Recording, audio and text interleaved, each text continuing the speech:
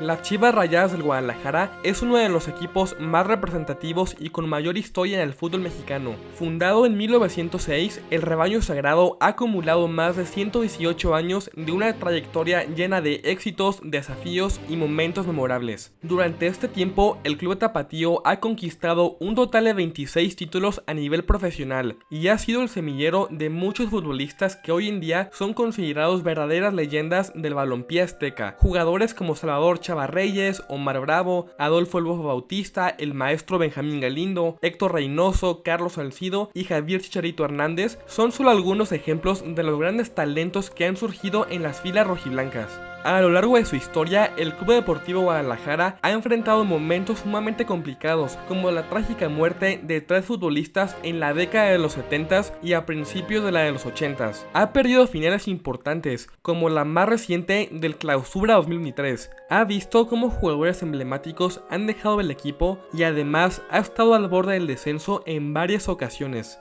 Estos desafíos no solo han puesto a prueba su fortaleza, sino también la lealtad y pasión de sus seguidores. Sin embargo, estos momentos complicados también han dado lugar a historias de superación y a victorias que han quedado grabadas en la memoria colectiva de los aficionados. Hoy en día, el club rojiblanco cuenta con más de 40 millones de seguidores en todo el mundo, un testimonio de su impacto y popularidad. La pasión por las Chivas trasciende fronteras y generaciones, uniendo a millones de aficionados en torno a una misma pasión. Si quieres conocer más acerca de la historia del 12 veces campeón del fútbol mexicano, te invito a que te pongas cómodo y disfrutes del video. El Club Deportivo Guadalajara nació el 8 de mayo de 1906. Todo comenzó cuando un grupo de jóvenes a principios del siglo XX decidió seguir la propuesta del belga Edgar Everts para establecer el Unión Fútbol Club, primer nombre que tuvo el equipo de las Chivas Rayadas del Guadalajara. Fue en el almacén en la Ciudad de México donde Everts y los hermanos Rafael y Gregorio Orozco se inspiraron y otorgaron a la Perla de Occidente uno de sus símbolos más reconocidos. Enfundado en una camiseta blanca, el equipo disputó su primer partido contra el conjunto del Gimnasio Atlético Occidental y el cuadro recién formado tuvo como estratega a Rafael Orozco, quien también fue su primer presidente, y bajo su mandato arribaron las rayas rojas y blancas a petición de Everts, quien se inspiró de los colores de la bandera de la ciudad de Brujas, Bélgica, de donde era originario, así como el cambio de nombre a Guadalajara, el cual quedó oficializado 2 años después de su primer nombre, específicamente el 26 de febrero de 1908. Pocos años después del surgimiento de las Chivas, llegó otro equipo a Guadalajara. El 15 de agosto de 1916 se fundó de forma oficial el Atlas, y a raíz de ello, Jalisco inmediatamente se dividió en dos, rojinegros y rojiblancos. Los aficionados del Atlas se caracterizaban por ser de la clase alta, mientras que los del rebaño pertenecían a la clase media, un rasgo que hizo aún más fuerte la rivalidad. Un mes después de la creación del cuadro rojinegro, se disputó el primer encuentro contra Chivas. El partido fue suspendido por falta de garantías de seguridad para continuar, debido a que una riña interrumpió el duelo con jugadores, familiares y aficionados involucrados en la pelea. Desde aquel compromiso, ambas aficiones se las ingeniaron para ponerles apodos hirientes al rival de la ciudad. Por un lado, los del conjunto rojiblanco comenzaron a referirse a su archirrival como las margaritas, haciendo alusión a la delicadeza de ese tipo de flores. Lo de margaritas nunca se lo podrán quitar, dijo alguna vez Jaime Tubo Gómez, histórico portero chiva y enemigo del Atlas. Por su parte, los rojinegros hicieron lo propio y respondieron con el mote de Chivas Brinconas. A pesar de que en un principio el Atlas era considerado el equipo con mayor nivel de la ciudad, Chivas se lo tomó muy personal y su rivalidad se fue hasta los cielos. En la época amateur, el Atlas no paró de ganar títulos de 1917 al 21. El saberse por encima daba pie a las burlas sobre el acérrimo rival. A pesar de ello, no pasaría mucho tiempo para que se invirtieran los papeles. El Guadalajara poco a poco empezó a sumar triunfos y se hacía de más fanáticos tanto en Jalisco como a nivel nacional, sobre todo por estar formado por puros mexicanos. Aunque eso sí, hay que dejar en claro que Chivas no siempre jugó con un plantel 100% de puros mexicanos, pues hubo un tiempo en el fútbol amateur que el rebaño contaba en sus filas con jugadores belgas, franceses, españoles y mexicanos, y fue hasta la temporada 43-44 en su ingreso al fútbol profesional que el club jalisciense optó por contar en su plantilla solo con elementos mexicanos, tradición que hasta el día de hoy se sigue respetando. Ya para la campaña 43-44 se daría inicio a la era profesional, y con ello el Guadalajara empezó su andar en los campos del fútbol del Balompié Azteca y en su debut superó al experimentado Atlante en la Ciudad de México por 4-1. El apodo que el Guadalajara ostenta con orgullo en la actualidad surgió en la década de los 40, cuando el periódico El Informador de la capital de Jalisco publicó el 30 de septiembre del 48, tras un partido contra el Tampico correspondiente a la jornada 2, el titular: jugaron a las carreras y ganaron las Chivas 1-0. Este título fue utilizado por los seguidores del Atlas para burlarse del equipo rojiblanco. Lo que comenzó como una burla se transformó en un grito que resuena en todo el fútbol mexicano hasta la fecha. Un fenómeno que trasciende fronteras, con más de 40 millones de seguidores en el país, Estados Unidos y el mundo. En este periodo de tiempo surge un personaje que hasta el día de hoy es considerado como uno de los principales pilares en la grandeza del Club Deportivo Guadalajara. Me refiero al ingeniero Javier de la Torre, quien fue padre de Eduardo El Yayo de la Torre y tío de Néstor y José Manuel de la Torre. Como jugador del rebaño, Javier debutó en la campaña 43-44 y disputó un total de 278 partidos, en los que anotó 81 goles en 12 campañas hasta que colgó los botines en 1955. Tras el retiro se convirtió en director técnico y dirigió a Chivas en 3 periodos, siendo el tercero el más exitoso, de 1960 hasta el 72. El ingeniero de la Torre fue la pieza clave que estuvo detrás del equipo apodado El Campeonísimo. El rebaño de las décadas de los 50, 60 y 70 se ganó ese sobrenombre debido a que en aquellos años no había un equipo tan dominante como el Club Deportivo Guadalajara, que logró conquistar 18 títulos, de los cuales 4 de ellos fueron consecutivos de liga. El ingeniero de la Torre, quien falleció el 26 de diciembre de 2006 a sus 82 años, logró un total de 10 coronas, de las cuales 5 de ellas fueron de primera división, 3 campeón de campeones, una Copa de la CONCACAF y una Copa México. El plantel del Campeonísimo estaba conformado por jugadores que hoy en día son considerados como leyendas del club rojiblanco, tales como Salvador Chava Reyes, Jaime Tubo Gómez, Guillermo El Tigre Sepúlveda, Juan Bigotón Jasso, José Jamaicón Villegas e Isidoro Chololo Díaz. Para mucha afición del rebaño, Chava Reyes es considerado como el máximo representante en la historia de Chivas, por todo el legado que consiguió a lo largo de su carrera y por el inmenso amor que le tenía a los colores rojiblancos. Es lo máximo, es mi vida, el club, puesto que desde niño ya nací siendo Guadalajara y así voy a ser hasta que me muera. Repitió en vida una y otra vez Salvador Reyes, y no hay frase más significativa para definir lo que fue su relación con el rebaño sagrado. Cuando era niño fue recogebalones e incluso se puso el traje de mascota en los compromisos del conjunto tapatío, lo que avivó su amor por los colores rojiblancos durante su infancia. Soy Chiva, como te digo, vuelvo a repetir, desde niño, desde mascota. Con solo 16 años, Chava se integró oficialmente como jugador del equipo y en 1953 se convirtió en el integrante más joven en debutar con el Guadalajara.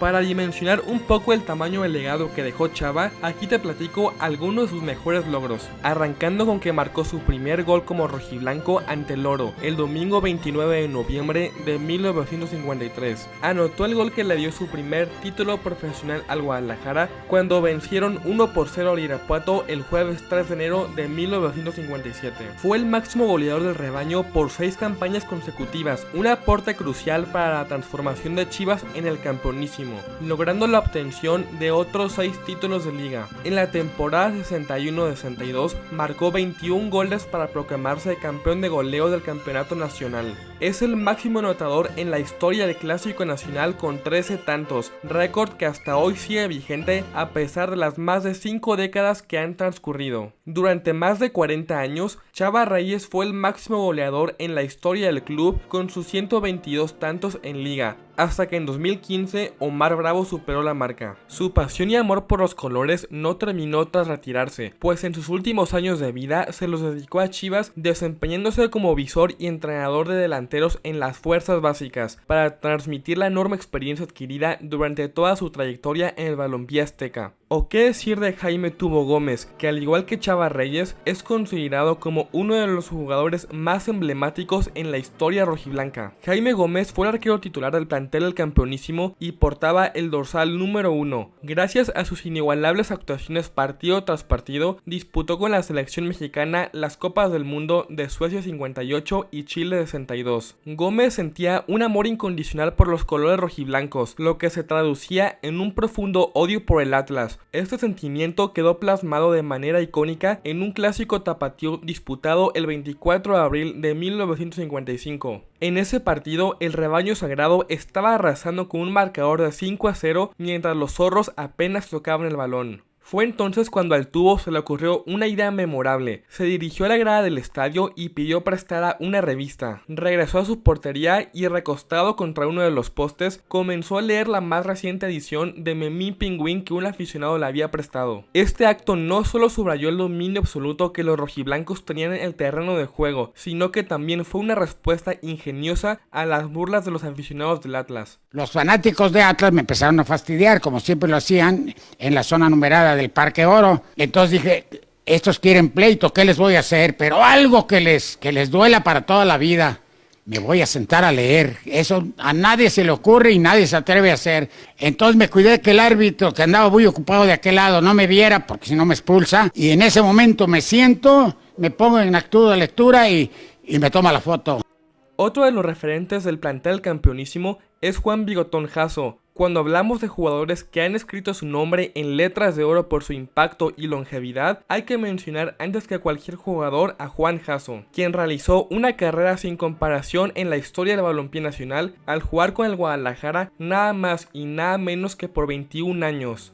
En solo la tercera temporada de la era profesional del fútbol mexicano, en las filas del Guadalajara surgió un joven llamado Juan Jasso Martínez, quien con el tiempo se convertiría en uno de los jugadores más emblemáticos en la institución rojiblanca al permanecer en ella por más de 2 décadas. Con tan solo 19 años, Jasso Martínez debutó en un partido oficial con los entonces llamados Rayados. Su primer juego fue el domingo 17 de marzo de 1946, en la derrota como visitante por marcador de 2-0 ante el San Sebastián de León. Ese fue el primero de los 433 partidos que Juan Bigotón Jasso disputaría con el conjunto rojiblanco en la máxima categoría y a su vez acumuló un total de 15 títulos oficiales, convirtiéndose en uno de los jugadores más representativos en la institución tapatía. Durante la época dorada de Chivas con el plantel del campeonísimo, conquistaron 8 títulos de liga, 2 Copas México, 6 campeón de campeones, una vez campeonísimo, un título de la CONCACAF, una Copa Challenger, 3 pentagonales internacionales y un torneo de la ciudad de Guadalajara.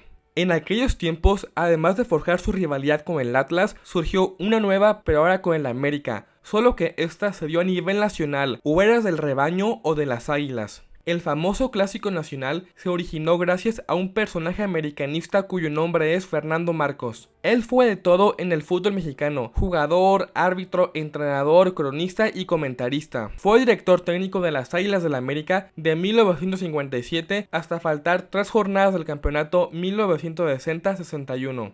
En la temporada 59-60, Fernando Marcos llegó a dirigir al equipo capitalino que la campaña anterior había tenido un mal campeonato. En aquel año sucedió uno de los acontecimientos que cimentaron esta gran rivalidad deportiva. Las Águilas disputaron 3 compromisos consecutivos en la Perla Tapatía. Primero contra el Oro, al que derrotaron 2-0, posteriormente dieron cuenta al Atlas por idéntico marcador y finalmente vencieron a las Chivas también por 2-0, con lo que le quitó el invicto al rebaño en esa campaña. La derrota de Chivas en ese partido no solo fue un golpe a su racha, sino que también desencadenó una serie de eventos que avivaron la rivalidad. Después del partido, Fernando Marcos hizo una declaración que muchos consideran como el catalizador del clásico que conocemos hoy en día.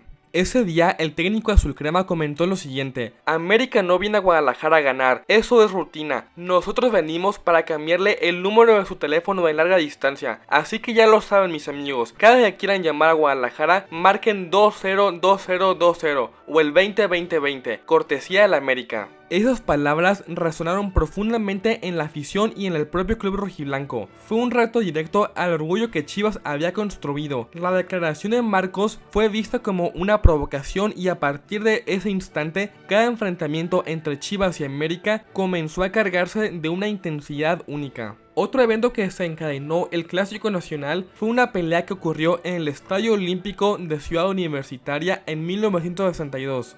Tras ser expulsado, el defensor rojiblanco Guillermo El Tigre Sepúlveda se quitó la camiseta y la mostró a la banca del rival, diciéndoles a los jugadores americanistas: "Con esto tienen para sentir miedo".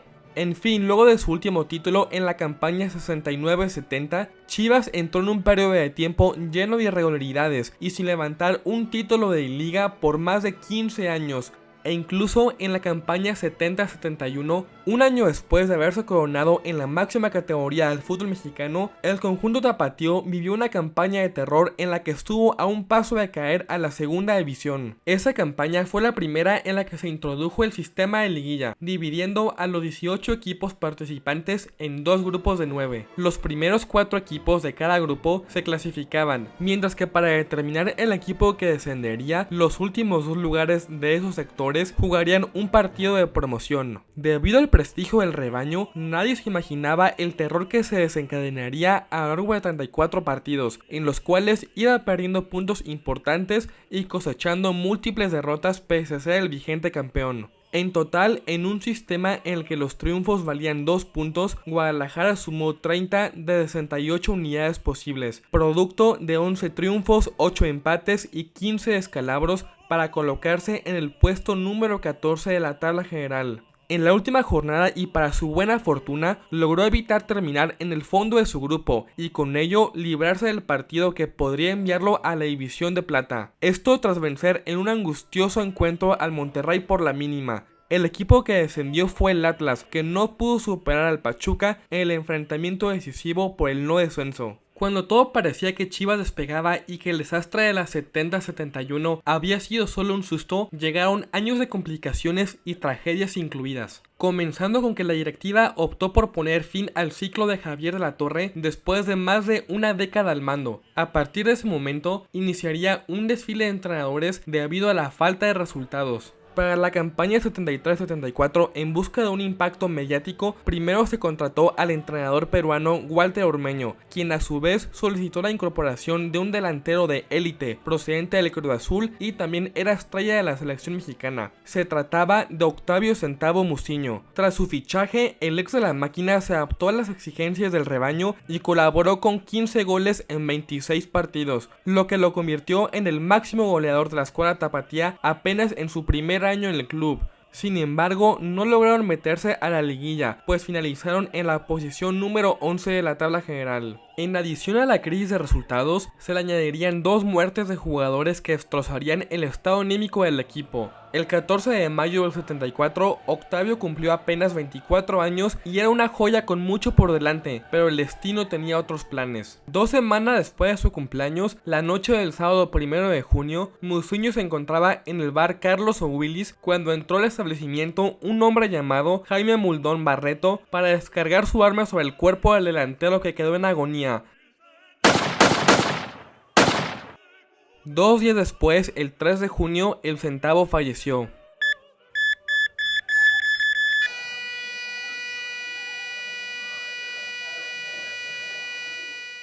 Desgraciadamente no se hizo justicia debido a que su asesino, Jaime Muldón, no fue a la cárcel por las influencias que tenía. Los abogados del tirador argumentaron que su defendido estaba mentalmente enfermo y por esa razón quedó libre. Pero la tragedia no terminaría ahí para Chivas. El 26 de junio del 74, Jaime López, defensor y capitán del Guadalajara, que también era estudiante, dejó por última vez su casa en la colonia del Fresno. Ya por la madrugada, el jugador del rebaño entró al cabaret La Comancha, ubicado en la calle 54, acompañado de otras 5 personas, entre las que se encontraba un líder estudiantil. Luego de estar allí unas horas, se marcharon y en el momento en el que estaban saliendo, desde la azotea del centro nocturno, 5 pistoleros acribillaron a López y a uno de sus acompañantes, el líder estudiantil. El jugador de Chivas quedó tendido en la calle con 15 impactos de escopeta, la mayor parte de ellos en la espalda.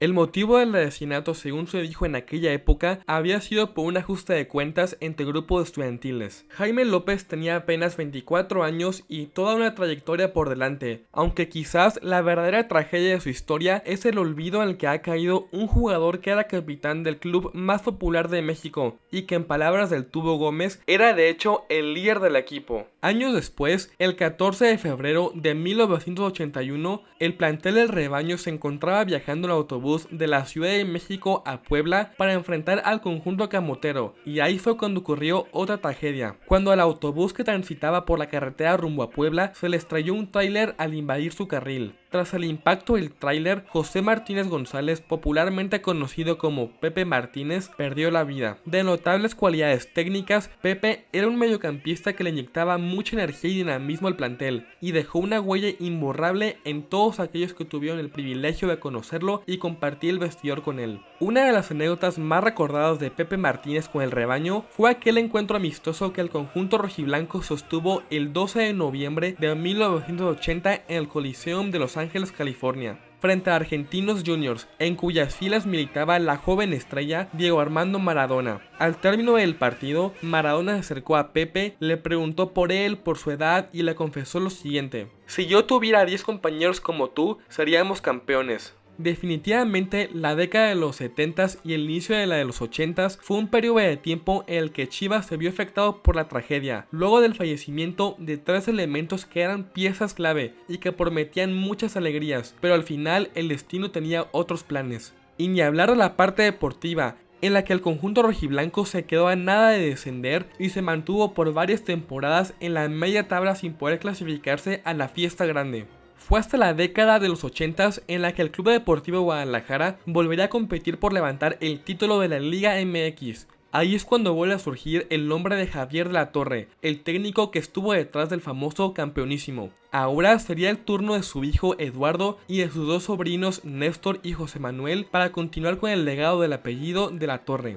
Empezando en la campaña 82-83, el Rebaño, que en aquel entonces era dirigido por Alberto Guerra, se midió ante la América en las semifinales del torneo. En el primer duelo, los azulcremas se impusieron 2-1 en el Estadio Jalisco, por lo que el conjunto dirigido por Carlos Reynoso llegó muy confiado a la cancha del Estadio Azteca. Sin embargo, en la vuelta, Chivas sacó la casta y se le puso al tú por tú a su acérrimo rival aquel 22 de mayo del 83 en el Coloso de Santa Úrsula. El Guadalajara terminaría llevándose una victoria de 3-0, pero el resultado sería lo de menos, debido a que al final del duelo se armó la batalla campal entre ambos equipos. Fue tal el nivel de la riña que el árbitro Edgardo Codesal no pudo controlarla y se remitió a observar la tremenda golpiza que se dieron los futbolistas de ambos equipos. Fue así que Chivas clasificó a la gran final del balompié azteca contra el Puebla de Manuel Lapuente. A pesar del gran logro, el plantel del Guadalajara venía sumamente debilitado, pues le habían expulsado a 8 jugadores titulares y a 5 integrantes del cuerpo técnico tras la pelea.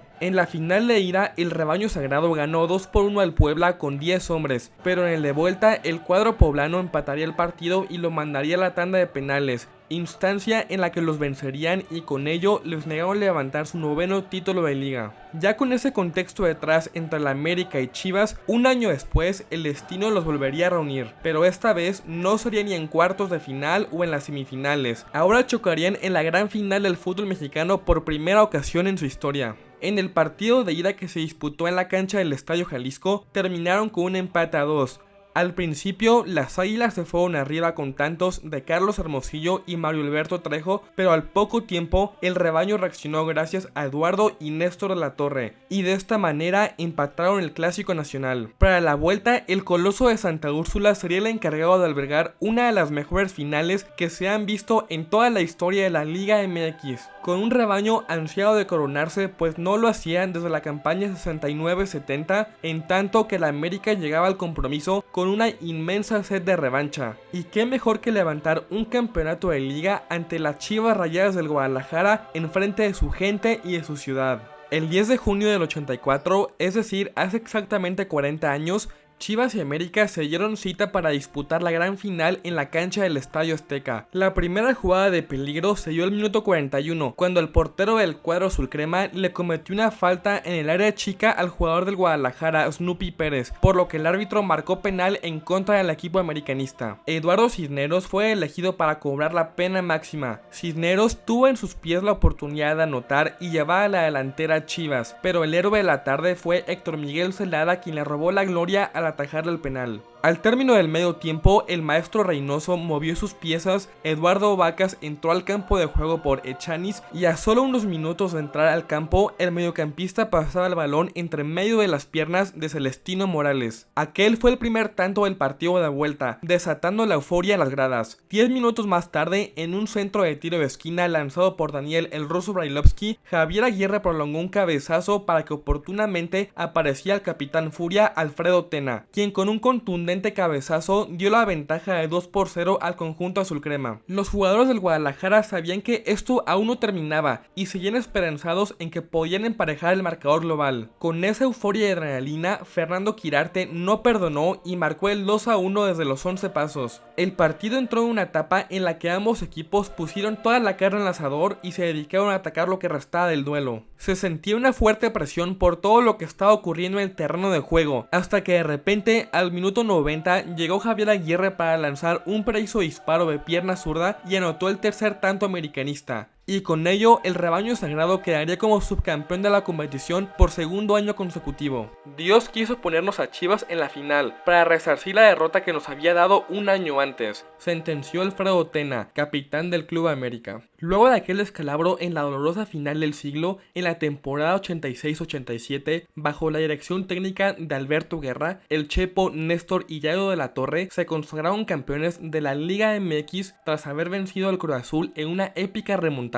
En el duelo de ida, la máquina venció 2-1 al Guadalajara. A pesar de ello, en la vuelta, el Estadio Jalisco estaba lleno para presenciar el desenlace de la final entre Chivas y Cruz Azul. Apenas al minuto 29, el Guadalajara empató el marcador global luego de que Fernando el Sheriff Quirarte metiera un golazo de cabeza y a raíz de ello, el cuadro tapatío se echó para adelante. Prueba de ello fue que en los primeros minutos de la segunda mitad apareció el goleador del equipo, Eduardo el Yayo de la Torre, quien anotó al minuto 46 y 55 para sentenciar el encuentro con un contundente 3-0, y de esta manera las Chivas terminaron un ayuno de 17 años sin ser campeón para sumar a 9ª estrella en sus vitrinas. Con el Guadalajara, el Yayo se convirtió en el quinto máximo goleador de todos los tiempos, registrando un total de 89 anotaciones. El legado del Chepo, Néstor y Yayo de la Torre no acabó como jugadores del rebaño, pues al término de sus carreras se dedicaron a la dirección deportiva y a ser entrenadores. Ya en la década de los 90 se popularizó el apodo Las Super Chivas. Este mote surgió a principios de 1993 cuando Salvador Martínez Garza llegó al Club Deportivo Guadalajara con una sola tarea: devolver al conjunto rojiblanco a la élite del balompié nacional. Lo que Martínez Garza trajo no fue a promesas, fue a jugadores consolidados con ya largo recorrido. Martínez Garza cumplió su compromiso de fortalecer al plantel para contar con un equipo extremadamente competitivo, ya que realizó una significativa inversión para traer de vuelta a Alberto Guerra como técnico, junto con jugadores notables como Alberto Coyote, Eduardo Fernández, Misael Espinosa, Alberto Guamerú García, y repatrió a José Manuel el Chepo de la Torre. En la campaña 93-94 les alcanzó para clasificarse al repechaje. Las Super Chivas no se formaron en un solo torneo. Para la temporada 94-95 llegaron piezas faltantes como Ramón Ramírez, quien no solo se convirtió en pieza clave del Guadalajara, sino que con el paso del tiempo además se volvió un referente. Además, llegó Daniel Guzmán, un delantero probado con una amplia trayectoria en la primera división. Estas incorporaciones dieron frutos, ya que el equipo rojiblanco terminó la fase regular como líder general. Sin embargo, el sueño de levantar el campeonato liguero después de casi 10 años se desvaneció cuando fueron eliminados por el Necaxa en las semifinales.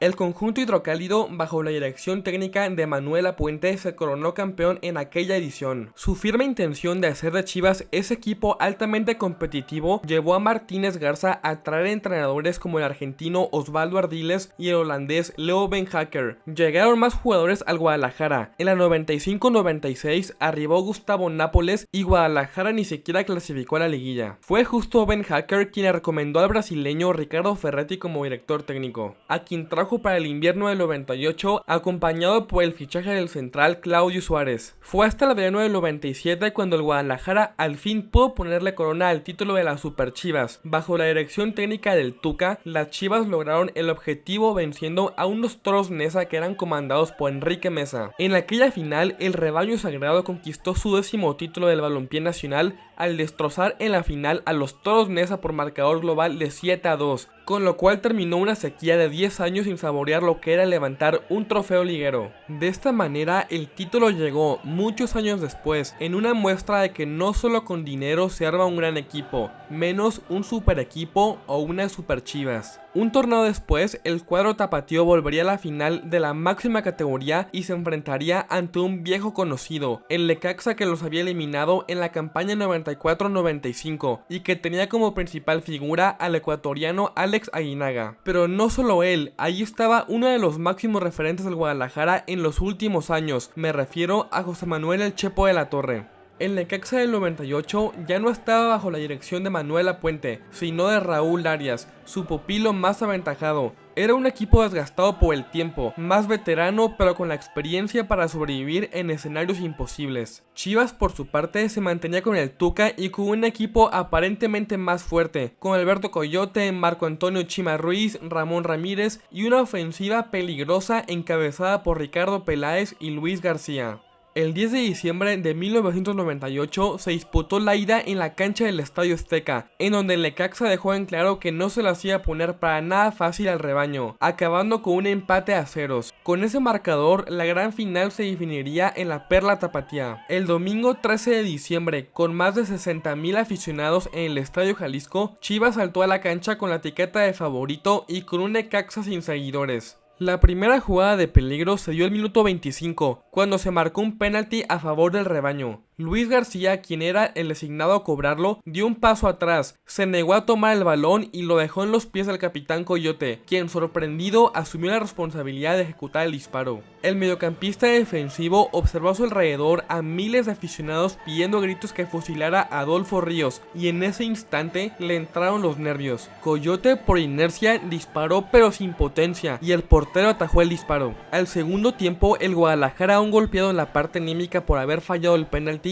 salió al terreno de juego sin tanto empuje y con más frialdad. En contraparte, el Necaxa se agrandó y comenzó a llegar cada vez más, hasta que cayó el primero cuando Salvador Cabrera soltó un zapatazo que dejó sin oportunidad a Martín Zúñiga. Luego sería el turno de Carlos Hermosillo, quien hizo un recorte en el área, se quitó al Pulpo Zúñiga y le entregó el balón a Sergio Vázquez, y con ello dejar definitivamente silenciado al inmueble rojiblanco para el 2-0.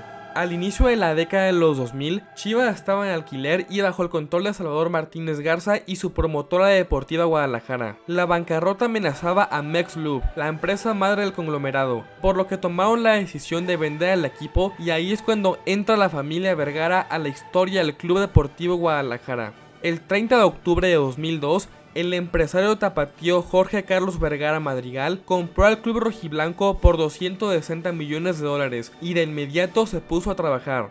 Daniel Guzmán fue el primer director técnico de la era Vergara. Luego contrató a Eduardo Aliayo de la Torre para la clausura 2002, quien a pesar de ser inexperto, montó en escena a un equipo agradable y competitivo, pero sin títulos. Uno de los primeros episodios polémicos de Jorge Vergara ocurrió en el 2003 con los Pumas, pues en temporada regular el rebaño los derrotó con un marcador de 2-0 en el Estadio Jalisco, y tras ello, Vergara le mandó un recadito tanto a jugadores como a la afición auriazul, en el que surgió el famoso "nos pareció ver un lindo gatito". Es cierto, vimos un lindo gatito. Dichas palabras no cayeron para nada bien dentro del vestidor auriazul y la próxima vez que se enfrentaron en 2004, los Pumas de Hugo Sánchez tuvieron su revancha y golearon 3-0 al Guadalajara, por lo que Ailton da Silva no dejó escapar la oportunidad de responderle a Vergara y sacó una playera que decía "Gatitos ni madres". Ahí no acabó el asunto, pues en la final del Clausura 2004, Pumas se coronó campeón de la primera división tras derrotar a Chivas en la tanda de penales. Ya en los festejos, Ailton da Silva volvió a sacar una playera que tenía dedicatoria para el entonces dueño del rebaño sagrado,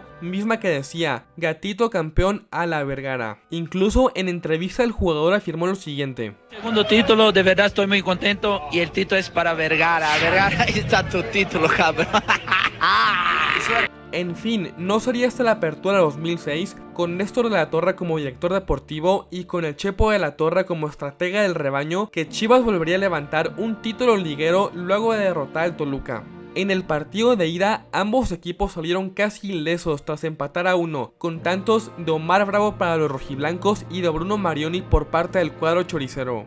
El día 10 de diciembre de 2006 se disputó el compromiso de vuelta en la cancha del Nemesio 10. El duelo lo comenzó ganando Toluca con una diana de Marioni en una primera parte en la que el Guadalajara se vio nervioso y desorganizado, pero con una gran segunda mitad el rebaño retomó el camino y salió convencido de que aquella tarde levantaría su título de Liga 11 en su historia, y fue así que consiguió el gol del empate por conducto del Maza Rodríguez en una jugada de balón parado. A raíz de ello, el conjunto tapatío continuó apretando y su confianza mejoró a tal punto de que el Bofo Bautista se aventara un golazo que los haría ganar el campeonato. Tras haberse impuesto en la casa de los Diablos Rojos, el Club Deportivo Guadalajara volvería a ser el equipo más ganador del fútbol mexicano, con un América que le venía pisando los talones y que en aquel entonces cosechaba un total de 10 campeonatos ligueros. Quien también formó parte del equipo que se coronó en la apertura 2006 fue un joven prospecto de las inferiores del rebaño, cuyo nombre es Javier Hernández, que ese mismo torneo había debutado en la primera división. El 9 de septiembre de 2006, con tan solo 18 años de edad, el Chicharito Hernández debutó en la máxima categoría del fútbol mexicano contra el Necaxa. En casa y con el marcador 3-0 a favor, ingresó Hernández al minuto 82. Le bastó ese tiempo para anotar un gol y escribir las primeras líneas de su propia historia. Sin embargo, Javier no despuntó hasta el certamen Apertura 2009, cuando terminó como el tercer máximo goleador del torneo, con 11 goles en 17 partidos. Para el Bicentenario 2010, el Chicharito entraría en su mejor versión al frente del ataque del Guadalajara, tras haber encajado 11 dianas que lo convirtieron en el campeón goleador de aquel torneo. Gracias a sus notables actuaciones a nivel clubes, se ganó su oportunidad de vestir la camiseta de la selección mexicana y disputó el Mundial de Sudáfrica 2010 como una de las mayores promesas del Tri. En la fase de grupos, el Chicharito metió un golazo en el duelo contra Francia y más tarde, en los octavos de final ante Argentina, volvió a anotar en la derrota de 3-1. Luego de su participación mundialista, Javier Hernández fue presentado como nuevo refuerzo del Manchester United en una conferencia de prensa virtual desde el estadio Old Trafford, junto al entonces propietario del club, Jorge Vergara, y confesó lo siguiente. Y que obviamente que estoy llegando al mejor equipo del mundo y que espero poder triunfar, poner el nombre de México muy en alto, pero bueno, principalmente es agradecer a todos ustedes, que estoy bastante contento. Antes de marcharse a Inglaterra, el Chicharito tuvo una noche de ensueño en la que Chivas y Manchester United inauguraron el estadio OmniLife, hoy conocido como el Akron, en un compromiso en el que el atacante mexicano jugó el primer tiempo con el rebaño, anotando el primer gol en la historia del recinto rojiblanco, y en la segunda mitad jugó con el United. Su fichaje con el Manchester United representó uno de los mayores logros que han existido en el fútbol mexicano y en Chivas, pues a sus 21 años le demostró al mundo que nada es imposible si tienes el hambre, la convicción y la voluntad de ir a luchar por tus sueños. La construcción del estadio OmniLife fue un gran logro dentro de la gestión de Jorge Vergara al frente del club rojiblanco. Sin embargo, al inicio de la década del 2010, el rebaño sagrado atravesó una profunda crisis de resultados. El empresario destituyó a numerosos entrenadores en un intento por revertir la situación, pero el equipo estuvo al borde del descenso durante varios torneos. Desde el 2010 hasta el 2015 pasaron 12 entrenadores, entre los que destacan Benjamín Galindo, José Manuel de la Torre, José Luis El Güero Real, Fernando Quirarte, John Van Schip, Ricardo Lavolpe, Carlos Bustos y Ramoncito Morales. Derivado al mal funcionamiento del Guadalajara por varios torneos, fue cayendo en la tabla porcentual a tal grado de que en el Clausura 2015 estuvieron a nada de descender a la segunda división. Junto con Puebla, Querétaro y la UDG, Chivas era el principal candidato a perder la categoría de cara al torneo Apertura 2015.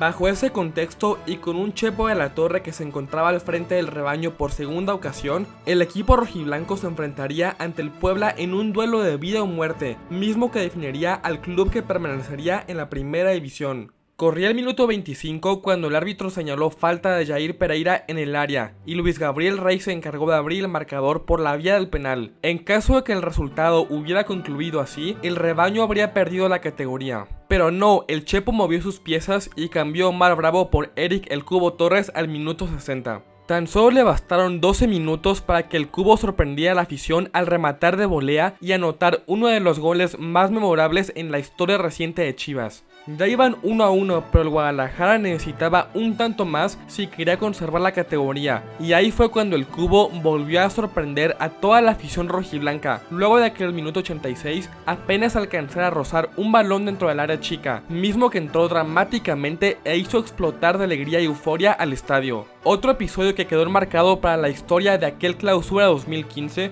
y a su vez para la historia del Clásico de Tapatío fue el partido de vuelta de los cuartos de final. El 17 de mayo de 2015, Chivas y Atlas se enfrentaban en el duelo de vuelta para ver qué equipo avanzaría de ronda. Con una ida que finalizó con empate a ceros, todo se resolvería en la cancha del Estadio Jalisco, con miles de aficionados alentando a sus respectivos equipos. Aquella tarde, Marco Fabián salió inspirado como nunca y dio quizás el mejor partido de toda su carrera hasta el día de hoy. Apenas al minuto 5, Marquito puso el 1-0 luego de prenderla de primera intención. Pese a que Juan Carlos Medina descontó a los 2 minutos, Fabián no tardó en hacer de las suyas y metió otros 2 golazos. Primero al minuto 16, desde fuera del área, metió un zapatazo incansable para Federico Vilar, y luego al 38 también en el área chica se burló con una tremenda frialdad a los defensores del Atlas, para luego colocársela de nueva cuenta a Vilar. De esta manera, el partido acabó 3-1 al medio tiempo. Mientras tanto, la afición rojinegra estaba sumamente molesta por la actitud con la que su equipo estaba encarando el clásico tapatío. El detonante ocurrió al comienzo de la segunda mitad, cuando Omar Bravo metió un golazo de cabeza que sentenció una goleada de 4-1. Tras ello, los fanáticos, o mejor dicho, pseudoaficionados del Atlas, se metieron a la cancha con la intención de que el árbitro Francisco Chacón suspendiera el partido para evitar una peor goleada.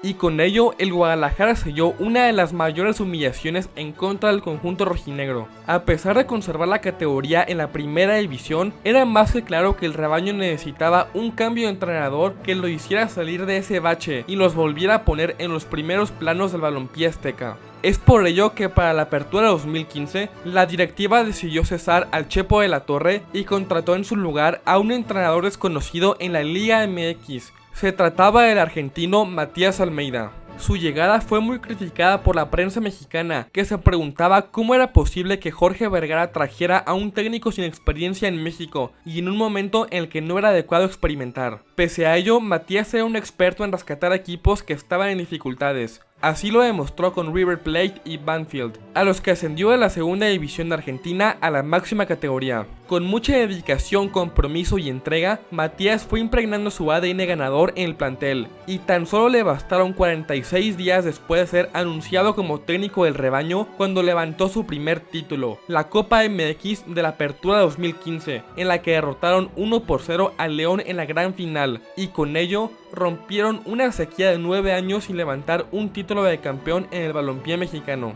La Copa MX del 2015 sería solo una probadita de lo que le depararía en el futuro a los comandados por Matías Almeida. Al ver que el estratega argentino había transformado la actitud de su equipo, Jorge Vergara decidió invertir aún más y sacó la cartera para atraer a fichajes que hicieran de Chivas un equipo letal y serio candidato a ganar la Liga MX. Fue así que para la campaña 2016-17, el Guadalajara se reforzó con elementos de la talla de Rodolfo Cota, Carlos Salcedo, José Juan Gallito Vázquez, Orbelín Pineda, Rodolfo Pizarro y Alan Pulido. Con fichajes de calidad y con un Matías Almeida que estaba consiguiendo cosas importantes con el funcionamiento del equipo, a la afición rojiblanca no le quedó de otra más que ilusionarse a tope y confiar en el proyecto de su nuevo pastor. Para 2016, el rebaño sagrado se coronó en la Supercopa MX tras vencer 2-0 al Veracruz, con goles de Orbelín Pineda y de Omar Bravo. Al poco tiempo de proclamarse campeón de la Supercopa MX, Bravo se despidió como jugador de las Chivas para convertirse en nuevo elemento del Railhawks de la NASL, la liga menor de la MLS en Estados Unidos. De esta manera, el entonces delantero de 37 años dejó al equipo de sus amores, pero no sin antes romper el récord de goleo de Chava Reyes como máximo romperredes en la historia del Club Deportivo Guadalajara, luego de imponer la marca de 132 goles en la Liga MX, y contando todas las competiciones oficiales, Bravo anotó en 160 ocasiones, consolidándose como una leyenda indiscutible del club.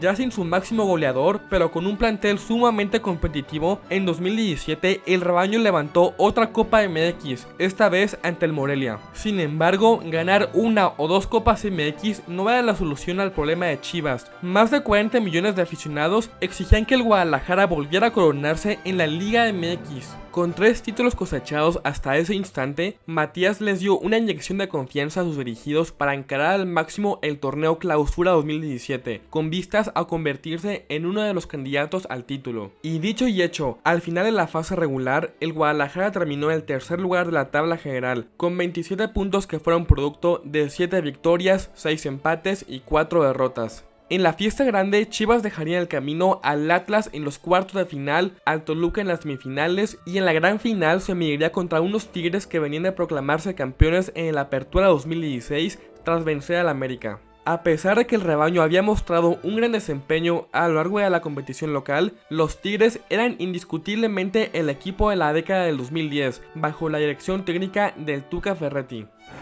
Porque no solamente es un título nacional, es un título social.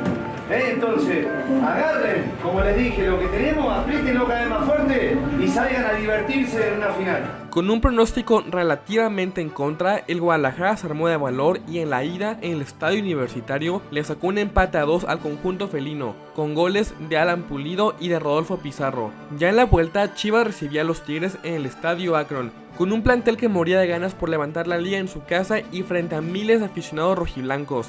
Fue así que el rebaño salió a ganar el encuentro y se vio reflejado desde los primeros instantes cuando al minuto 17 Osvaldo Lanís le mandó un centro a Alan Pulido, quien la remató con una frialdad en la área chica de Nahuel Guzmán y la mandó a guardar. Ya para el segundo tiempo, a pesar del triunfo momentáneo, se vivía una tensión importante por el marcador tan apretado. Chivas necesitaba un gol más para asegurar un poco más de tranquilidad de cara a los últimos minutos del partido, hasta que el minuto 70, en un rebote de Guido Pizarro, el Gallito Vázquez la remató desde fuera del área, chocó en el poste derecho de Nahuel y se metió en la red para poner el 2-0 de la tarde. A pesar del buen momento por el que estaba atravesando el Guadalajara, al 88 Ismael Sosa descontó del lado felino, pero ya no pudo hacer mucho. La victoria era inminente para los dirigidos por Matías Almeida. Luego del gol, los últimos segundos transcurrieron como horas, debido a que Tigres no se cansaba de llegar y querían un tanto más que mandar al partido a tiempos extra. Pese a ello, el Guadalajara aguantó y al cabo de unos instantes, Luis Enrique Santander pitó el final y de esta manera el Clausura 2017 sería el torneo en el que Chivas conseguiría su estrella número 12 en su historia.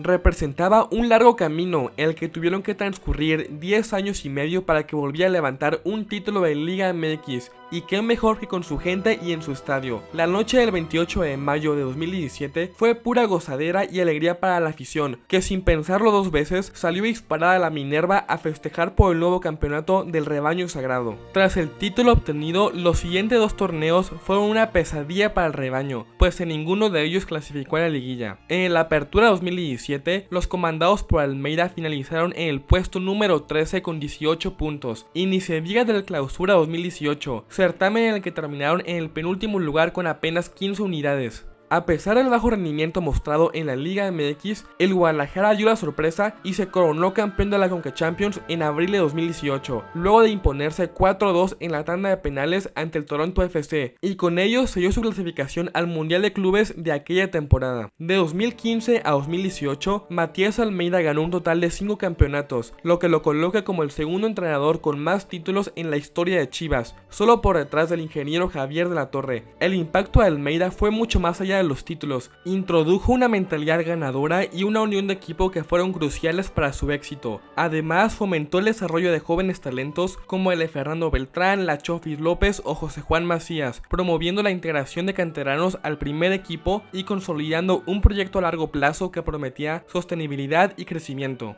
A pesar de su éxito, la relación de Almeida con la directiva tuvo altibajos y su salida en 2018 fue un golpe duro para la afición, que siempre lo vio como un líder apasionado y comprometido. A su vez, Jorge Vergara, quien había estado con el equipo en las buenas, en las malas y en las peores, comenzó con problemas de salud hasta que en el 2019, mediante un comunicado oficial, anunció su salida del equipo y le dejó las riendas a su hijo Amaury Vergara, quien hasta ese momento se venía desempeñando como vicepresidente del grupo Chivas OmniLife. Unos meses después de dejar la presidencia de Chivas, el 15 de noviembre de 2019 en la ciudad de Nueva York, Jorge Vergara Madrigal falleció a causa de un paro cardiorrespiratorio, de acuerdo con su hijo Amaury Vergara. Luego de su partida, el rebaño entró en una etapa de reconstrucción y de redefinición de su identidad. Al poco tiempo de su nombramiento, Amaury Vergara contrató a un Ricardo Peláez que venía de hacer cosas importantes como presidente deportivo de la América, de la selección mexicana y del Cruz Azul. Bajo ese contexto, la afición rojiblanca estaba esperanzada en que Peláez pudiera darle un mejor rumbo al equipo, y bajo su cargo nombró a varios técnicos, incluyendo a Luis Fernando Tena, Víctor Manuel Bucetich, Marcelo Michele Año y Ricardo Cadena. Aunque estos entrenadores lograron devolverle cierta estabilidad al equipo, aún no consiguieron que Chivas compitiera ni ganara de manera constante. Al final, la gestión de Peláez perdió credibilidad, lo que llevó a Mauri a cesarlo.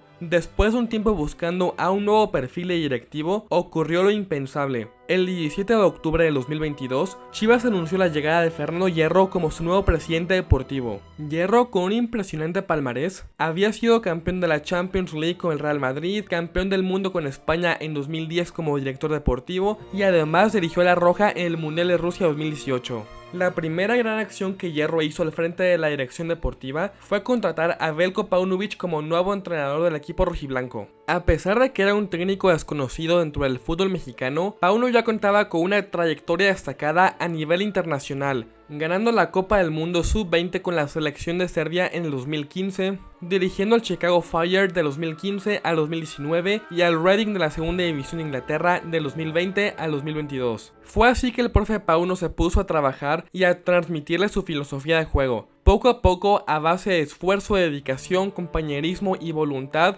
el cuadro rojiblanco fue sumando puntos durante la competición local, sorprendiendo tanto a la directiva como a la afición, puesto que quizás desde la era de Matías Almeida no se veía un equipo tan unido y que jugara tan bien al fútbol. Las recompensas por el fruto de su arduo trabajo vendrían pronto, ya que Pauno no solo superaría en puntos a las Chivas de Almeida que se coronaron en el Clausura 2017 con 27 puntos, sino que igualaría la mayor cifra obtenida por el equipo tapatío desde la creación de los torneos cortos en 1996. Al término de la fase regular, el rebaño finalizó en tercer lugar de la competición local con 34 puntos, una cifra que solamente se había alcanzado en 3 torneos cortos, siendo en los del verano 97 cuando finalizaron en segundo lugar, invierno del 98 terminando en el tercer puesto y en el clausura 2004, finalizando en la tercera posición. Luego de clasificarse de manera directa a la liguilla, la gente comenzó a hacer mucha alusión al rebaño que se coronó en el Clausura 2017, debido a que se habían presentado varias situaciones similares entre el equipo de aquel año con respecto al del Clausura 2023. Empezando con que en ambas ediciones Chivas finalizó en el tercer lugar de la tabla general. Otro paralelismo que se dio fue que en la liguilla del Clausura 2017, el conjunto rojiblanco se midió en los cuartos de final ante el Atlas.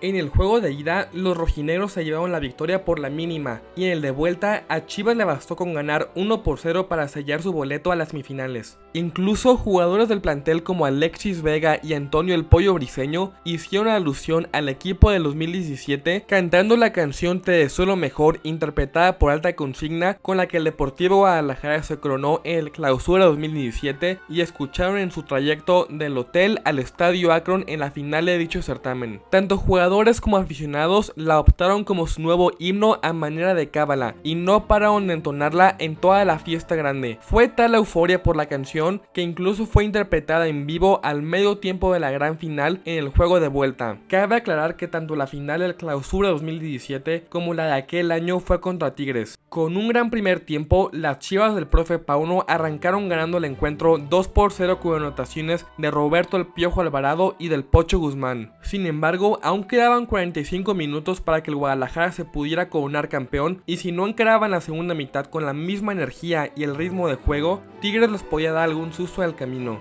Desgraciadamente ese fue el caso, debido a que desde que el árbitro dio el silbatazo que daba comienzo al segundo tiempo, Tigres le plantó cara al rebaño y se dedicó a atacarlo lo más que podía. Chivas estaba completamente en las lonas y sin la misma profundidad que había mostrado tan solo unos minutos antes. Fue así que al 63 el Pollo Briseño cometió un penal y André Pierre Gignac sería el encargado de descontar en el marcador. En menos de 10 minutos, Sebastián Córdoba metería un golazo de cabeza que emparejaba el marcador global y con ello mandó el encuentro a tiempos extra. Hasta que al minuto 109, Guido Pizarro metió un cabezazo en la red del Guacho Jiménez que sentenció la final. Tigres vino atrás para escribir en los libros de historia una de las remontadas más dolorosas que se han visto en la Liga MX. Luego de la final perdida, la relación entre la afición, los jugadores y Veljko Paunovic no volvió a ser la misma, y ya para el final del torneo Apertura 2023, el estratega serbio dejó de pertenecer a la institución rojiblanca. En su lugar, Fernando Hierro contrató a un viejo conocido del Real Madrid, el argentino Fernando Gago, quien venía de haber dirigido al Racing Club de Avellaneda.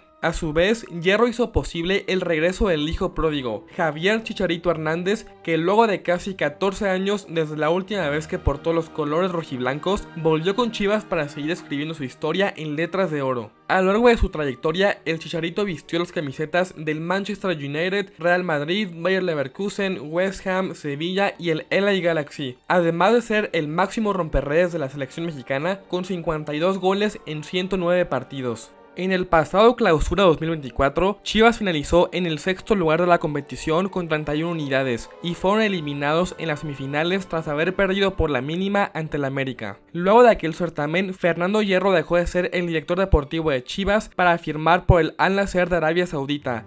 A lo largo de sus más de 118 años de historia, el Club Deportivo Guadalajara ha dejado una marca indeleble en el fútbol mexicano, a pesar de enfrentar momentos difíciles como la pérdida de jugadores importantes y finales disputadas. El equipo mantenió la lealtad y el apoyo incondicional de más de 40 millones de aficionados en todo el mundo. La rica historia del club no solo se refleja en sus éxitos, sino también en su capacidad para forjar un legado de grandes jugadores y entrenadores que han dejado huella en el fútbol. Desde sus primeros pasos en un almacén en Guadalajara hasta convertirse en un fenómeno global, las Chivas son más que un equipo, son una tradición que une generaciones y fronteras. Pero bueno, ¿y ustedes qué piensan de la historia del Club Deportivo Guadalajara? Déjenlo en los comentarios y ahí les estaré respondiendo. Si les gustó el video, no olviden suscribirse al canal, activar las notificaciones, dejar su like, comentario y compartirlo con sus amigos y familiares. Les mando un abrazo y los veo en el próximo video.